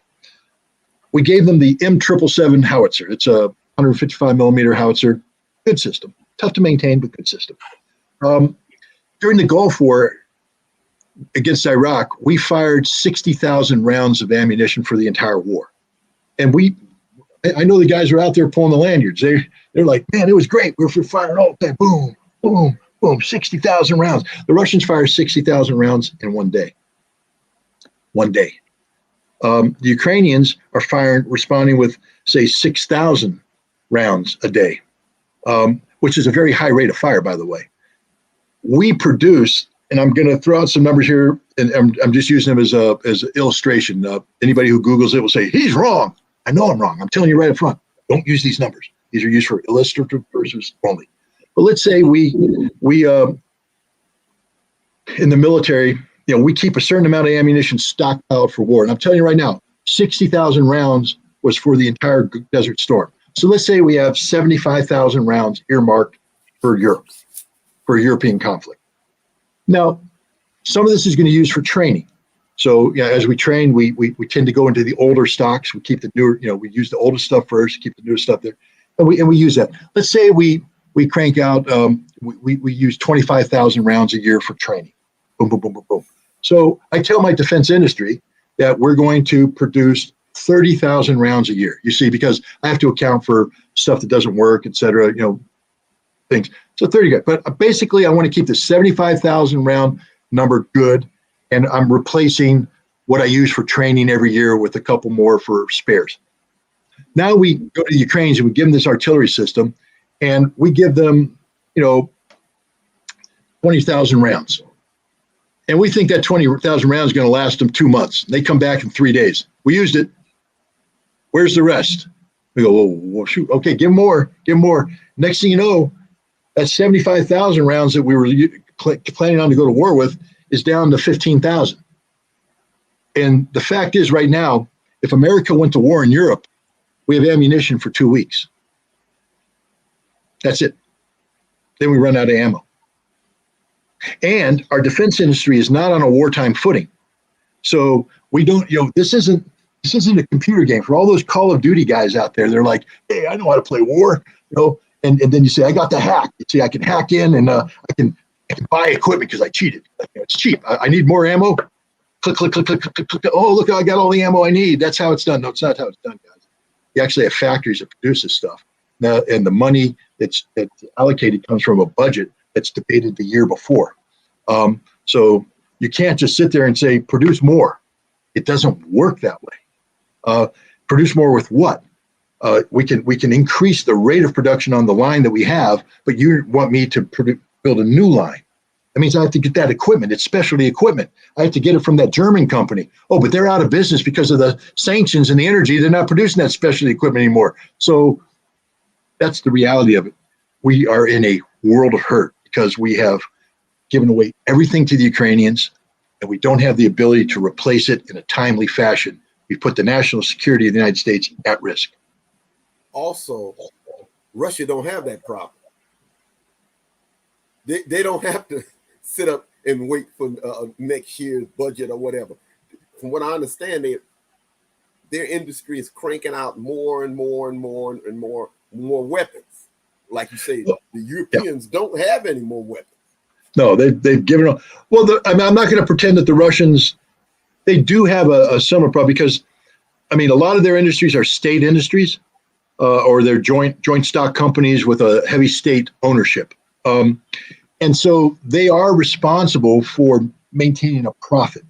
So in peacetime, they can't be wasteful in their production. So they do the same thing we do. But the problem with the Russians, and this is our problem, not their problem, is that they know war.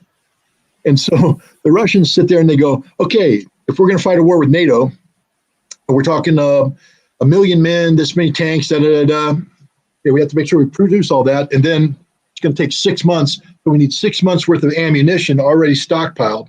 We need the fuel already stockpiled. They've already stockpiled it. They're ready to play the game.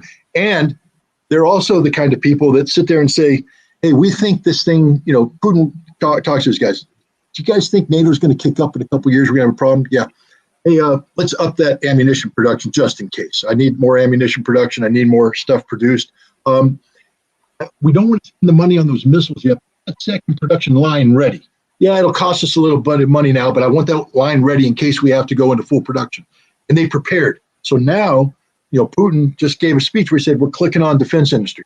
And their defense industry run around making phone calls saying, where can we find this? The defense industry goes, yes, sir. On button, go. And they are producing stuff at prodigious rates. And I don't think the Russians are going to run out of ammunition. We'll run out of Ukrainians before they run out of ammunition. And I don't mean to smile on that because I come back to war is a serious business, and this war should never have been fought. And every death in this war is a tragic death, except for the Nazis. I will never cry when you kill a Nazi. But anybody else, no problem. I'm sorry. I wanted to say, so what, in essence, when Putin said that his mission was to disarm the Ukrainian army and to secure Russia's national security, by extension, he's also disarming the United States and NATO. Well, he didn't mean to do that. We just made it easy for him to do that. Look, demilitarization early on was actually very limited in scope. I've talked to a lot of Russian politicians, Russian generals, to find out what they mean by that, because that's sort of a broad term, demilitarization. They said early on, all they were looking to is to remove the NATO influence. They weren't trying to eliminate the Ukrainian military. They just wanted to get rid of the NATO influence on the Ukrainian military. So initially, the Ukrainian military, if they just stayed in barracks, eventually Russia would have withdrawn and the military would have still been there as long as the NATO influence is removed, the NATO training bases, the NATO equipment, things of that nature. But now that the Ukrainian army has been turned into a NATO army, demilitarization means the total elimination of the Ukrainian army. That's a tall order. So anybody who thinks that this war is going to end anytime soon, that this war will be over with limited objectives, the Russians have said straight up, we have set the goal of demilitarization, and that goal has never changed, and it's not going to change. This war will only end when we accomplish this mission. So this war will only end when Russia destroys the Ukrainian military, destroys, eliminates, annihilates it. It's gone. There's a lot of fighting left. Denazification is the other one. What does that mean? Originally, it meant that they wanted to get rid of these various units. Remember the Azov battalion we talked about? They have another one called IDAR. They have other units as well. There's a number of them. And these units need to be eliminated. But it's not just eliminating the units. The people that are in it have to be held accountable for their actions. Many of them are murderers, rapists, thugs. And even then, they have to be reprogrammed ideologically. You can't just release them into society. You have to retrain them. And actually, the Russians are doing a pretty good job right now. They just showed some videos where some of these Azov Nazis, some of the young kids, are now appealing for Russian citizenship. And one of the things that they've done is they've agreed to go in and get their Nazi tattoos covered up. And they say, this tattoo doesn't stand for anything anymore. And they might be smoking dope and lying and all that kind of stuff. But the point is, there's an effort being made to, because the way I would denazify somebody is just up against the wall and apply the 75-cent solution. Put a bullet into them. The Russians are at least trying to talk to them, educate them, give them a job, give them a purpose that is different from being a member of a white supremacist group. But now, because NATO, the United States, is training the Nazis, we've empowered the Nazis. And the Russians just called the Zelensky regime a Nazi regime. So when we speak of denazification now, it means getting rid of the entire Ukrainian government. The Russians are going to have to occupy Western Ukraine. This is like saying in order to get rid of the KKK, we got to occupy the South. All right. Now, it's not just occupy the South. You got to go in and you got to take down every single one of those little KKK, I don't know what they call them, clavens or something like that. There's a term they use. You got to get rid of all the grand dragons and all that kind of stuff. You can't just say, we're here, you go home now, don't ever come back. No, they're there. You got to get rid of them. You got to blow. In Western Ukraine, they have statues to the Stepan Bandera dude. He's a national hero. They hold parades where they dress up like Nazi stormtroopers, and they parade with their torches and all. That has to end, and everybody who was involved has to be identified and cleansed. And either cleansed the old-fashioned way, which I don't promote because we're about respect for human life, or cleanse the new Russian way, which is you guys got to go to, we got to talk to you a little bit about what your objectives are in life. And we've got to convince you that you're on the wrong path and you need to be on this path. If not, we can't release you back into society. You're going to have to go to the gulag and take big rocks and make them into small rocks until you have a change of attitude. But that's denazification. It's a big, big deal. And it's going to take a lot of time and a lot of effort. So again, people to think, because there's a lot of talk right now about a negotiated settlement. You hear, especially in the United States now, everybody's talking about it. We weren't talking about negotiated settlement back in the summer because it's all like, we're kicking Putin's butt. We're kicking Putin's butt. The only negotiated settlement's going to be when Putin crawls on his knees and begs for surrender. And now Putin's going, yeah, boys, we've been to the gym for a while, ready to pick the fight out. They're like, negotiated settlement, negotiated settlement. Nobody wants to fight. Russia's about to come. Russia's about to get serious.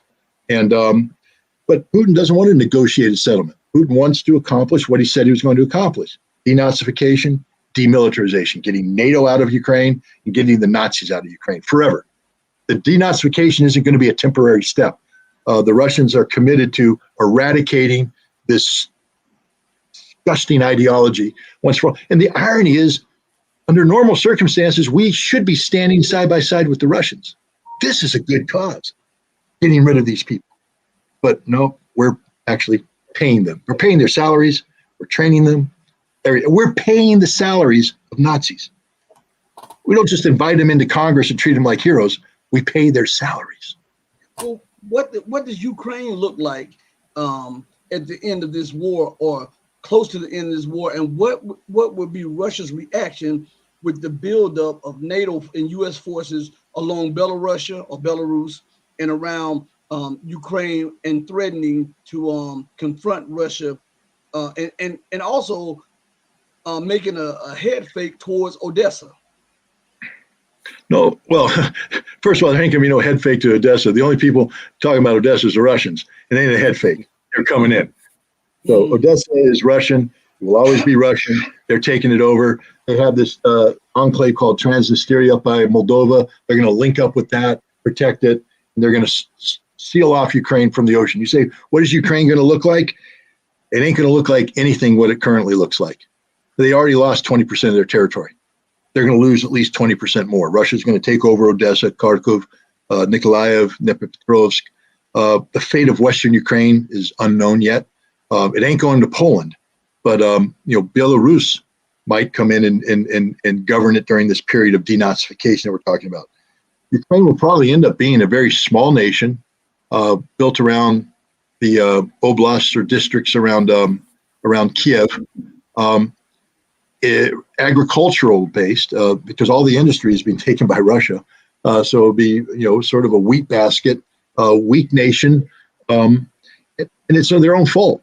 It didn't have to be this way, but you picked the wrong side. You picked Team America, and Team America isn't about helping Ukraine. Team America is about hurting Russia.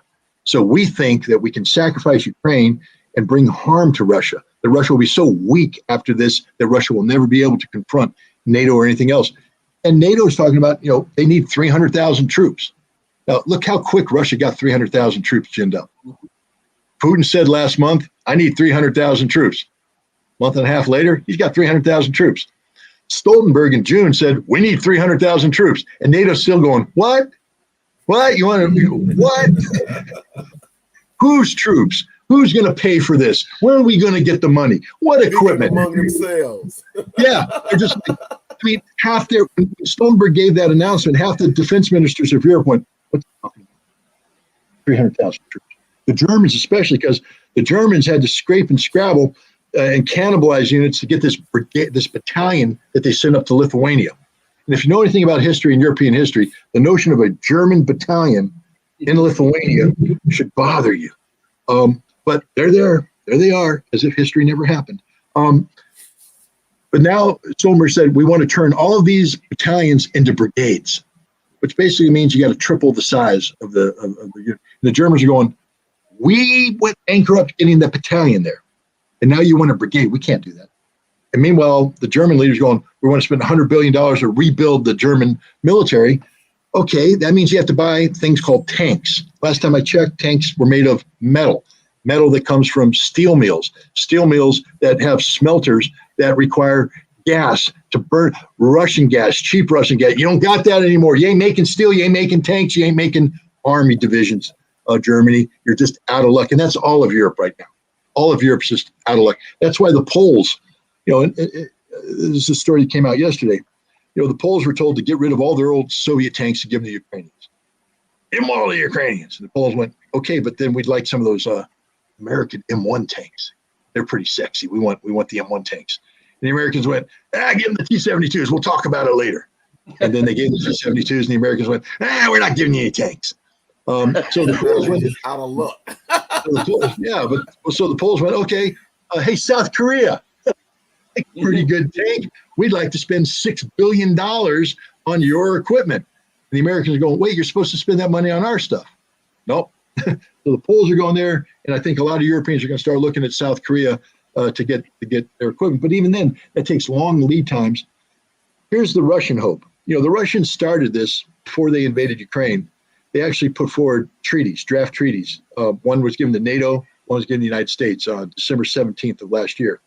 And these treaties talked about what they called a European security framework, a new European security framework. Not that it wasn't asking for a NATO surrender. It was saying, how can we live together in a way that we both feel comfortable, that you don't threaten us and we don't threaten you? How can we do that? And this is what we put on the table, and we want to talk about this. And we said, no, can't talk about it at all. Well, here's the funny thing. The Americans now are starting to say, we need to start looking at the Democrats. They had 30 progressive members, the Progressive Caucus, who aren't progressive, but that doesn't matter. They put a letter out to Biden. They said, we're giving all this money there, but we also have to talk about an off-ramp, a diplomatic off-ramp. And all these guys are now saying this off-ramp has to, address, European security framework. I'm like, wait a minute. Why are you saying that now? In December, you were dismissive. You're telling the Russians, get out of my face. We're going to sanction you. Oil's going to kill you. You're a gas station, and we're denying you gas. You're going out of business. Goodbye. And now the Russians have turned around and said, yeah, we're a gas station, and you're a bunch of automobiles that need gas, and we ain't giving it to you. And so now you want to negotiate a European security framework. And that's the reality. Russia's going to win this war. It may take some time yet. This may take another year, but they're going to win. There's nothing that can be done to stop this. And you're seeing NATO and the United States panic more and more as they get desperate, as they realize that they're going to lose everything. But Russia, the good news is Russia's everything we're not when it comes to the world. Let's talk about friendship. There are a lot of nations out there right now because of this conflict aren't getting food. And Russia and Ukraine were the breadbasket of the world. Now, food is big business. And I'm not going to pretend that neither Ukraine nor Russia made money off of selling food. They did. It's big business. They do that. But Russia has come out and said, hey, we understand what's going on is tough. And so we're going to give you our food for free. Africa, you need 500 tons of food, 500,000 tons of food. Or I don't know what it's a big number. Yeah. We're going to give it for free. Lebanon sitting there going, hey, we were supposed to give food, but Ukraine was supposed to bring us food, but the ship that's supposed to come here, the Europeans took it because it makes sense for fat white people to be fed, and brown people don't get to be fed apparently. So the Lebanese are going, hey, what about us? And Europe's ignoring them. Ukrainians are ignoring them because Lebanon's broke. They don't have any money. And the Russians went, 25 million tons free. We'll take care of your food. That's what Russia does, not because they're suckers, but because they know that eventually this war is going to end and they're going to have to work and live with these people. And when this war ends, Russia's going to want to work with Europe to get a new European security framework. Coming back to your question, you said, well, what about NATO? They're going to build up. NATO's broke. Okay, I mean, I can sit here and say, I want to go buy a membership in a golf club, and I want to buy brand new Titleist clubs, and I want to get golf lessons, and I want to do all that. And my wife's going to say, we don't have the money. I might be able to budget and let you go out play with your old clubs once a month on the municipal course. Okay, that's the best you're going to get. So NATO's sitting there going, we want 100,000 troops, we want 100,000 troops, we want to do this. With what? Your economy is broke. You're broke. You got nothing. The best you can do is play a couple of rounds of municipal course. But now Russia's coming and saying, hey, I might be able to work with you on replacing that car that's costing you a lot of money with a new car that doesn't cost you quite as much money. And that frees up some money. So now you can play golf 3 times a week on the Muni course. And if you're nice, I'll let you into my club once a month. And Europe's going to go, that's a good idea. I think that's what's going to happen here. I think Russia's going to win this war. And then Russia isn't the kind of people to kick dirt in the face of people. They're going to turn around and say, because Russia's interests are to live in peace and harmony. That's really their interests. They don't want to dominate the world. So Russia's going to turn to Europe and say, okay, that was a mistake. We don't want to do that again. How do we prevent this? How do we get treaties that bring stability?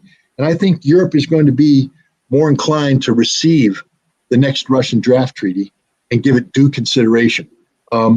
Because Russia's not going to go to war with Europe, because Europe is protected by NATO in Article 5. And that means nuclear war. But Russia doesn't want a situation where there's a new Cold War where it has to keep 1 million men in arms on the border. That's stupid. That's bad money. And NATO doesn't want to do that either. Their economies are crushed. They need to be working on rebuilding their economies. So Russia's going to offer something that benefits them as well as NATO by saying, let's not talk about 1 million men let's talk about getting these men back, put them back in civilian industry, living in peace and harmony. Let's talk about that. And that's a dialogue I do believe that Europe's going to be ready to have. You know who's not going to be ready to have that dialogue? America, because that doesn't suit our purposes. We don't want that. But we're not going to have a vote in this because Europe's waking up to the fact that we are literally the worst nation on the planet. That everything we touch dies. We do no good. Think about it. We do no good. We used to do good. I would just challenge anybody right now to list me 10 good things America does today in the world. But Rashid, we thank Scott for his time. We'll give 2 more questions, and we know he's a busy man. This man has a hectic schedule. So you get to ask him a question. I'll ask him the last one, and we'll wrap up. Well, I'll answer your third question first. Miami Dolphins. Okay, go on. Okay. What about this Iranian drone stuff? Well, I had an interesting conversation with the Russian. I have to tell you, when I first heard about the Iranian drone story, I didn't believe it. I was like, no, Russians don't need Iranian drones. Russians are Russians. They got drones. They know how to do drone warfare and all that stuff. And then I was talking to this Russian officer, and he said, no, we need the drones, and we got a lot. We're buying them from Iran. We're buying a lot of them. I said, well, why would you do that? You're Russia. Why would Russia? And they said, well, we're fighting the kind of war we never planned to fight. We never planned to fight this static war. We wanted to fight this mobile war, and our drones were geared for this mobile kind of conflict. We're in a static conflict now, where our drones are expensive, and so every time we fire a drone, that's a lot of money down and so we got to hit a high value target. Now we're in a situation where there's a lot of targets. Not all of them are high value, but we have to hit them anyways. We could go bankrupt firing our expensive stuff at these, or we could go to the Iranians, spend 30 grand for a flying moped that goes in, and boom, success. You kill something with 30 grand that otherwise you're spending, $250,000 on. It made good sense. And the Russians are buying this stuff, and there's nothing the Ukrainians can do to stop it. These little mopeds just boom. And so the solution now, they're going out and buying modern air defense. And some of this air defense is pretty sexy stuff. But again, 30 grand, 1.5 million, misses. Another 1.5 million, misses. 1.5, boom, you got it. $4.5 million to shoot down $30,000. And eventually what happens is the next one comes in, and they don't have any missiles left. Boom, they blow up the air defense. That's what's happening right now. Ukraine has nothing. They got no more air defense. They're out. Why? Because Russia went out and bought a whole bunch of cheap Iranian drones. And the Russians are getting ready to buy some cheap other Iranian stuff because the Russians make good equipment, but it's expensive. It's expensive. The Iranians are perfect. Ask any American what happened after we assassinated Qasem Soleimani. The Iranians fired those 12 missiles into the Al-Assad air base. And the Americans looking at it going, they hit everything they aimed at. I mean, pinpoint precision. Boom, boom, boom. And the Russians looking at it and went, that's pretty good. How much those cost? You're telling me that I'm going to spend $1 million for a Russian missile and you're going to sell me a missile just as accurate for 50 grand? Let me sign that contract. So that's what's going on with Iran. The Russians are doing this. Plus, it shows that the Iranians and the Russians are committed. Well, you know, this is one of the fatal mistakes we've made with Iran. For many years, Iran was pro-West under the Shah. And even after the Shah, under the theocracy, many people in Iran, I mean, I traveled to Iran in 2007. And I went there and I had a very interesting lunch. I was eating lunch and these guys came up to my table and they sat down, introduced themselves. They were from the Iranian Revolutionary Guard. These are the bad boys. And I'm thinking, oh, damn it, I'm going to spend some time in jail and they're going to have fun torturing me. And yay. I get to find out if I'm half as bad as I think I am. They were the nicest people. They were nice guys. They just wanted to talk. But we had a frank conversation because one guy admitted that he had been stationed in Paris in the 1980s and that he assassinated Kurdish dissidents. I said, so you are a terrorist? You're telling me straight up you're a terrorist? He said, by your definition, yes, 100%. I said, but the thing is, we quickly learned that this isn't the way we want to go. See, when we were in the West, we're looking around and there's a lot of things we don't like about the West. You know, we're not into all the sex that you guys have. We're not into drugs, but we're looking around saying things work pretty good in the West. You know, there's some efficiency here. Maybe we could find a way to work with the West, not against the West. And so they came back and they started to lobby the Iranian government. And if you take a look and you study the history, one of the Iranian presidents, and again, I'm losing my brain, so I can't remember his name right off the bat, but he's the guy who was right after the Iran-Iraq war. He started rebuilding the economy and focusing to the West. He was following the advice of these Revolutionary Guard guys. But they very much wanted to be not friends with the West, meaning they didn't want to have the West bring their culture here, but they wanted to do business with us because they felt that was the most economically advantageous route. They've always resisted what they call the pivot to the East. They've always resisted pivoting to China and Russia. Well, thanks to America's stupidity, we compelled Iran to pivot to the East. They are now committed to the East. And when Iran commits, they commit. And we're seeing that right now with Russia. They are committed to helping Russia. And Russia and Iran have expanded economic relations. The Russians are selling gas that the they're providing gas to Iran that's being used in the northern part of Iran, and the Iranians are freeing up gas in the south that can be exported on behalf of Russia. This is a mutually beneficial relationship. So Iran is committed to Russia. Iran is joining BRICS, their economic force. Iran is joining this Shanghai Cooperation Organization. Iran and Russia are having the kind of relationship that the West and Iran could have had, but we stiff-armed Iran, and they've now pivoted. So I think I answered that question. So the last question, a double question. I thought Raider Rashid got the last question. You're still in his last question. Raider Rashid. After that last debacle in New Orleans, I ain't gonna say too much. Okay.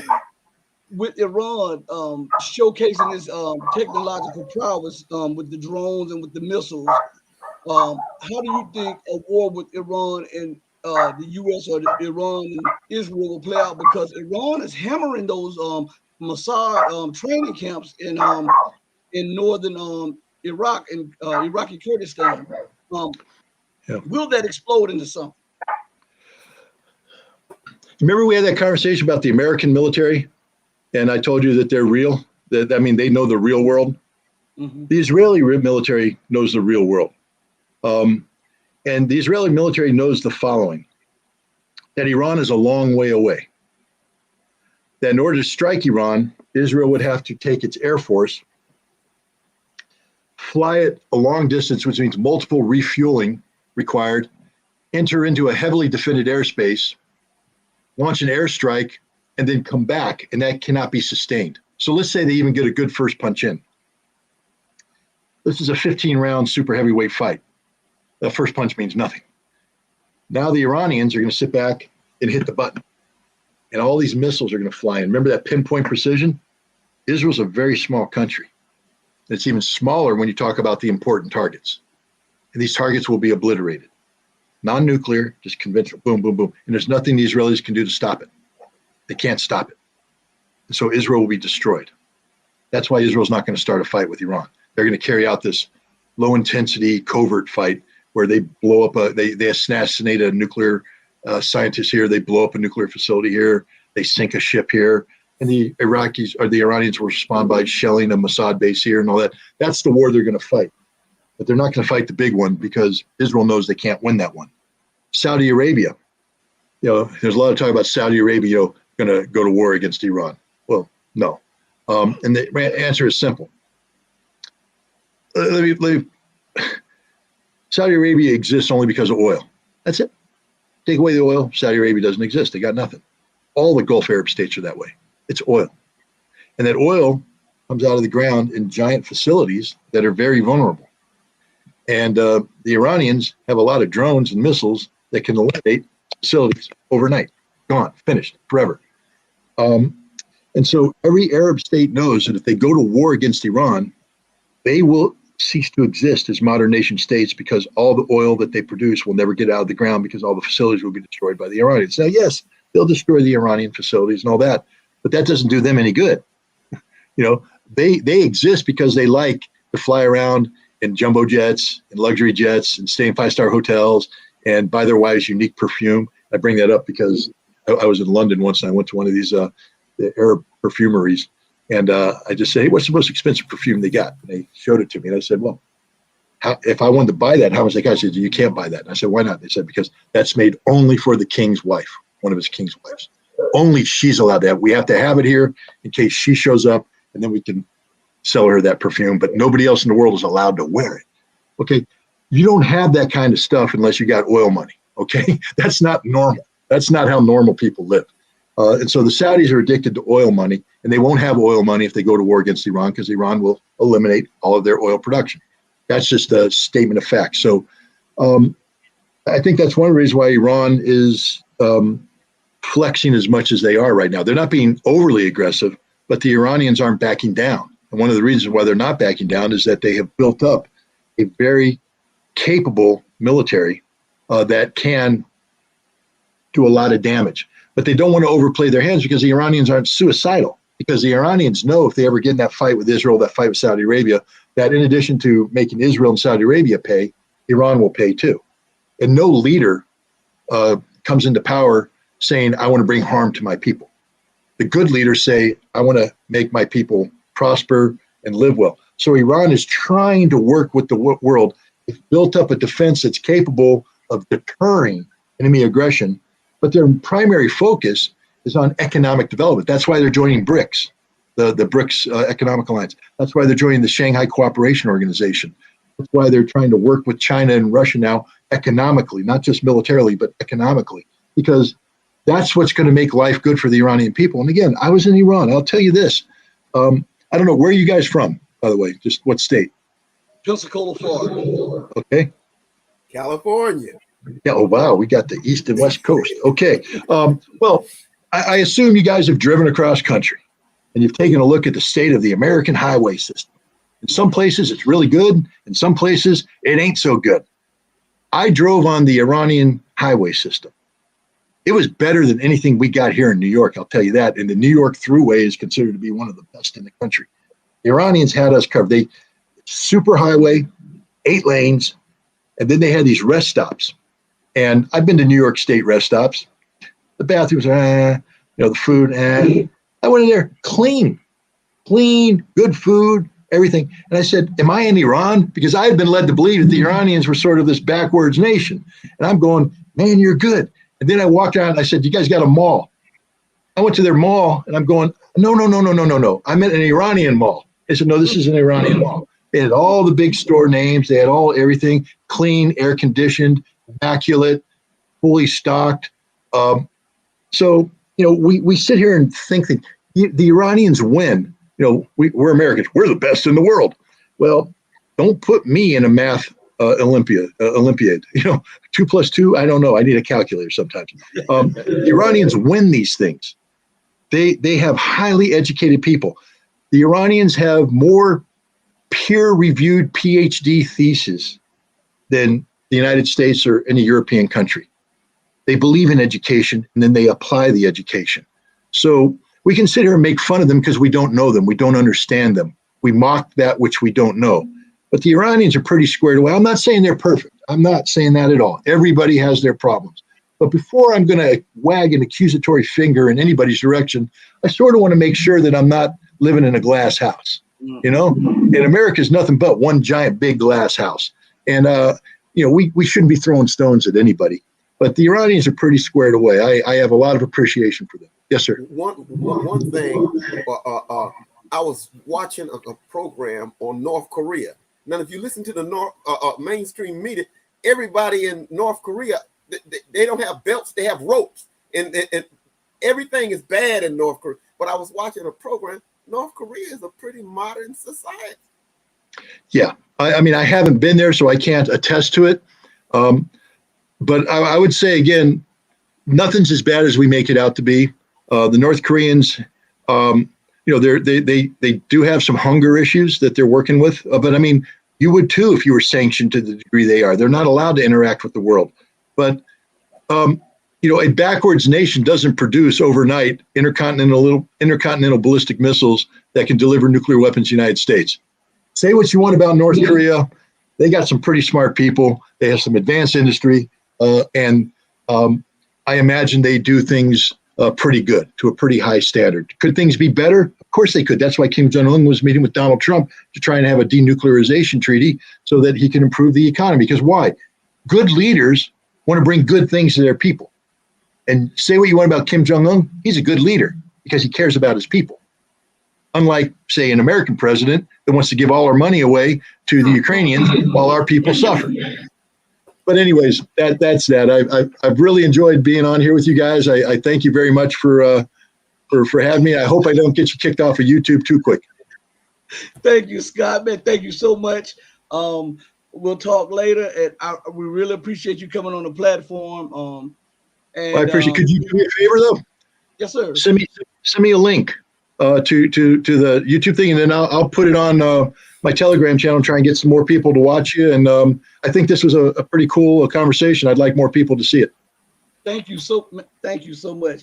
Hey, be blessed and stay safe. Thank you a lot. I'll do my best. You too. Right. And good luck, Raiders. I mean, come on. Good one. Wait a minute. Wait, before you click me off, I went to pay a bill, and it was a New Orleans Saints guy in there, fan in there. He was throwing at me. Yeah. All I had to do is say, "You're right. No, New Orleans gets lucky every now and then. I lived in New Orleans for a while. Who dat? Look, they're living a moment right now, but the Raiders will come back. Don't worry about it. All right. Yeah, all right. Okay. All right, be blessed. All right. Bye-bye. Everybody, listen, the reason we're broadcasting on this, this is our backup channel.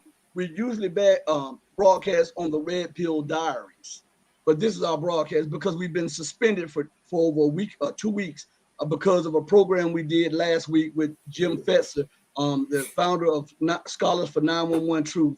And YouTube has said to us that we violated their guidelines, but they haven't specified the guidelines that we violated, and they are threatening to eliminate the YouTube channel. We're also on Odyssey. We're also on we're getting ready to get on Rockfin.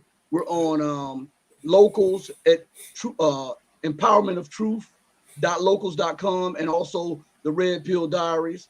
We're also on Patreon, patreon.com/the Red Pill Diaries. And we have some other platforms that we're on. And we just want to thank you for giving us your time for this impromptu interview. Scott had hit me up late last night and said he wanted to come on the show. And this morning he hit me up to remind me. And so we did an impromptu show, and we appreciate him coming on. And we just want everybody to be blessed. Always remember to stay strong, stay true, but above all things, stay righteous. I love you, but remember that God will always love you best. Mama, I love you. Peace.